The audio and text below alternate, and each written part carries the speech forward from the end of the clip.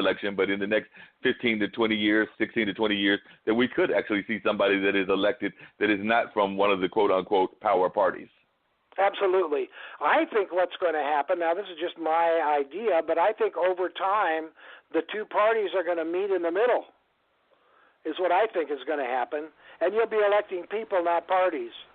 And that'll take some time, but because right now there's more separation. See, one of the qualities of Piscean energy is individuality, which has caused tremendous separation.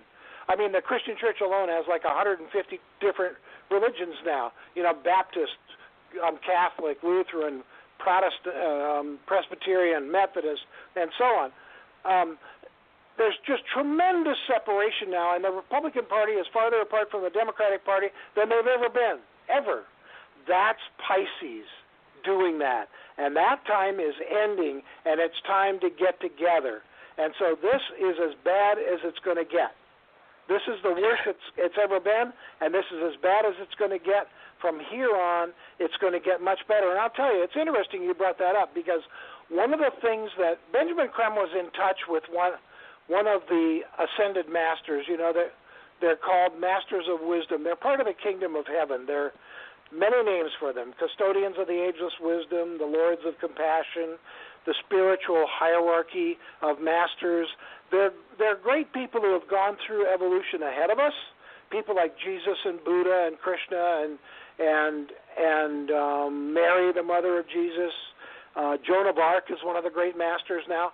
Then they are in the spiritual kingdom, and they oversee humanity and try to inspire humanity from behind the scenes.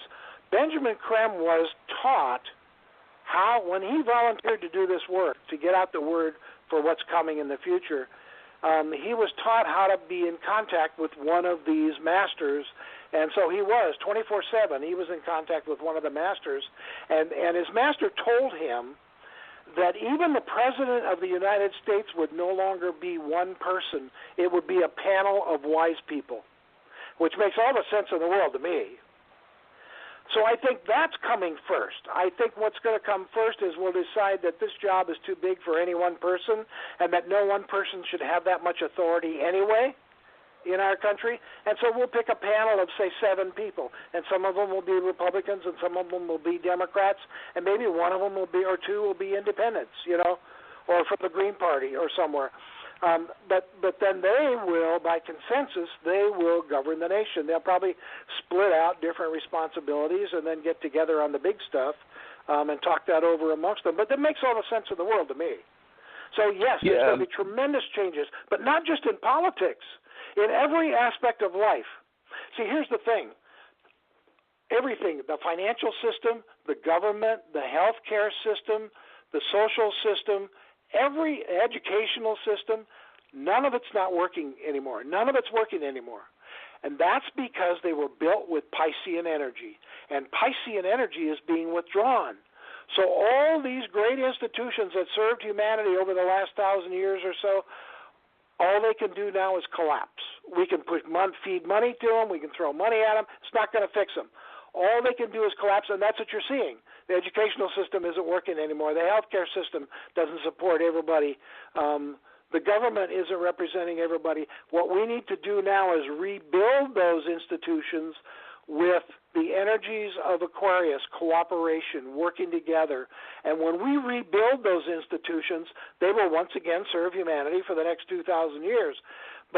So everything's going to change, but it's going to change for the better. It's interesting that you bring that up because, like I said at the beginning, I was talking to my friend Carl Kennedy, he started up a couple of churches here in the area, and he started up a new one. But the couple of the people that we were meeting with were ladies in the church that will be with the church that he started. But that was one of the things we were talking about, is how it seems to be that even the role of relationships and the role of marriage is changing because, you know, in the old days, and that was probably, I guess you would say, under the age of Pisces, it was the very traditional role of the man being the breadwinner and the woman being and the man being the provider and the woman being the nurturer. But now with a lot of women in the workforce and a lot of women doing non-traditional roles, it seems that we're going to have to move into a more cooperative age where both parties are. There might be somebody that is considered the head of the household, but still there's much more cooperation and not as much of defined roles as there used to be, say, back in the 1800s. That's right. They'll become true partners, a true partnership where they make decisions together. No one makes decisions for the other person. That's an infringement of their free will. You know, we have free will.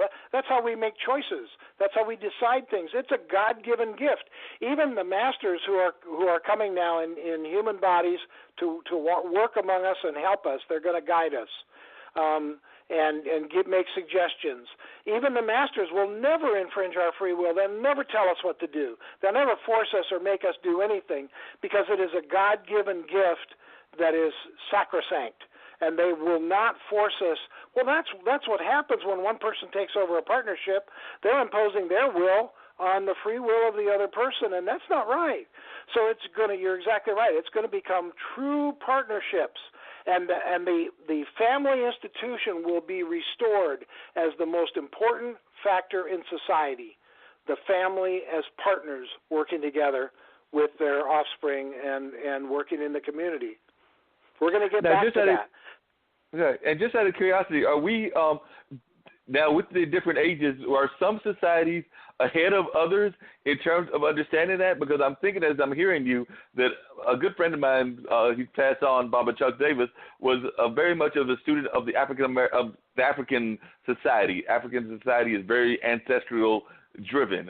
I've got friends, and some of my own ancestry is Native American, very ancestry driven. So a lot of the message that you're talking about in terms of cooperation and in terms of not being so much of a capitalistic kind of society, these kinds of societies we're talking about that hundreds, if not thousands of years ago. So I was wondering, are there cases where maybe some of the people that we are thinking of as being I don't want to say lesser, but not being as modern as we are, that they may actually be ahead of the game with where they need to be.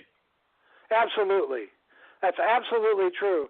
You know, modern society has not made everything better. It's made a lot of things worse. And so some of the heritage that comes down from people being equal to each other over the last 1,000 years and so on, they've got it like it should be. We just don't pay any attention to them because we're the ones with all the money and all the power. So you're absolutely right. That's exactly where we're going to go.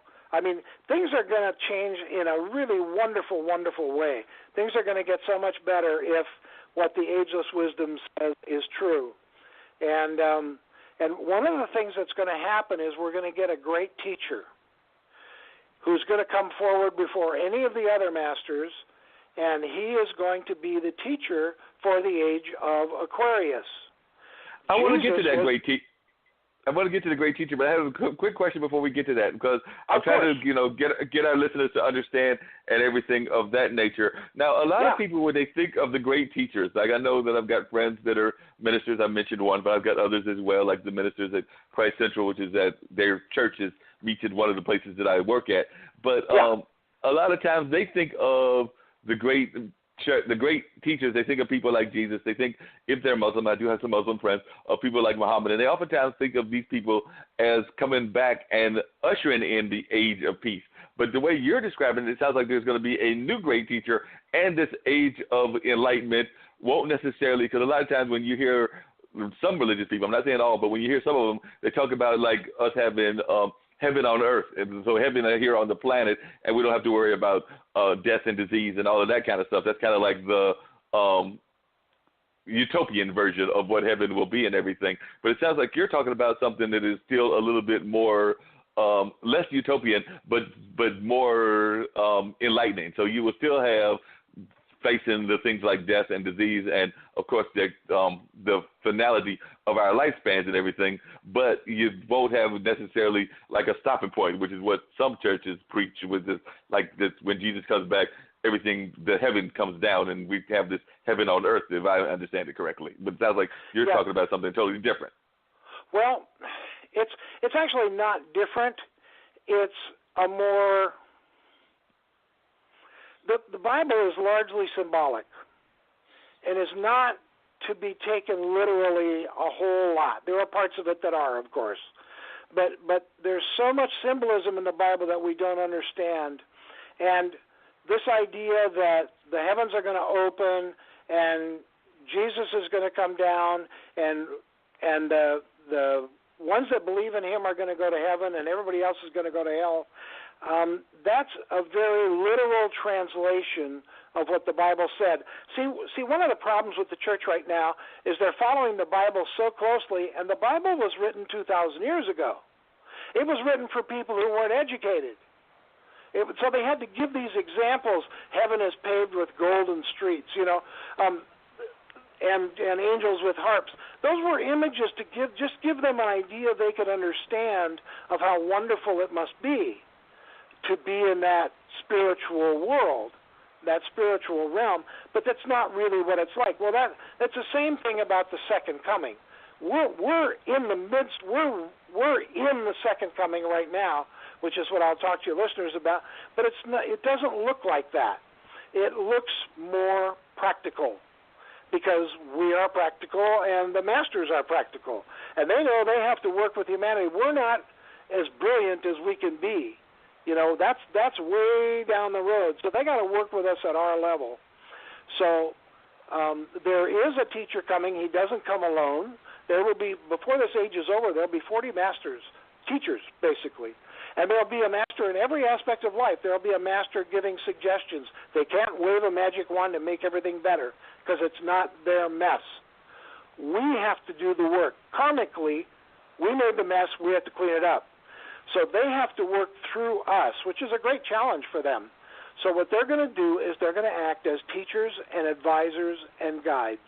And they're going to make suggestions. We have free will. We can either follow the suggestions or not. And so they're going to make suggestions about there'll be a master in every major religion. There'll be a master in healthcare, a master in education, a master in finance, a master in government, maybe more than one in government. There'll be a master in every aspect of life making suggestions and giving us advice, if we want to take it, about things that might work better than what we're doing right now. And they're going to be led by the one who comes first, who will be the actual teacher for the age of Aquarius. Jesus was the teacher for the age of Pisces. He came to inaugurate the age of Pisces. You know the symbol for Pisces, it's fish. Well, all these analogies in the New Testament about I'll make you fishers of men. He fed the crowd with fish. All those fish analogies they're not a coincidence. There's two symbols for Christianity, the cross and the fish. Most Christians can't tell you why the fish. I'll tell you why, because Jesus was the teacher for the age of Pisces. That's why. And so he has come, and Buddha brought the teaching of God's wisdom. Jesus brought the teaching of God's love. The teacher for the age of Aquarius brings the teaching of the will of God. He said humanity is finally ready to seriously start doing the will of God, so I bring that teaching with me. I'm going to teach you what the will of God is and what the purpose behind that will is. So we're going to get a whole new aspect of God in our teachings that we can apply to everyday life. They're going to make suggestions on how we can apply it better to our everyday life. One thing will be, I can tell you one thing for sure, and that'll be better tolerance, accepting people more. Trying to be more harmless. Because that's one of the things that I know it's happened throughout churches, is there's a lot of division. I mean, all we have to do is look right now at the United Methodist Church. There's a lot of division where churches are making sweeping statements about people's lifestyles, or in the past it might have been about their race. I mean, there's no doubt the church in the past was used as a tool to empower the slave owners, because they used it as a tool to empower the slave owners and to keep certain people subjected underneath them and everything. So I was just wondering, it sounds to me like some of that kind of division if I'm hearing you correctly, the church is going to be more accepting of people's different lifestyles, religious beliefs, orientations, ages, sexes, colors, all of that. If this new age, it sounds like it's going to be a more accepting age. Is that a correct interpretation? Absolutely. Absolutely. That's where the churches need to go. They need to get rid of the dogma, all the judgmental stuff that is man-created. Like you said, we created that dogma. We created all that judgment stuff about, well, these people aren't as good as these people are, and and all that.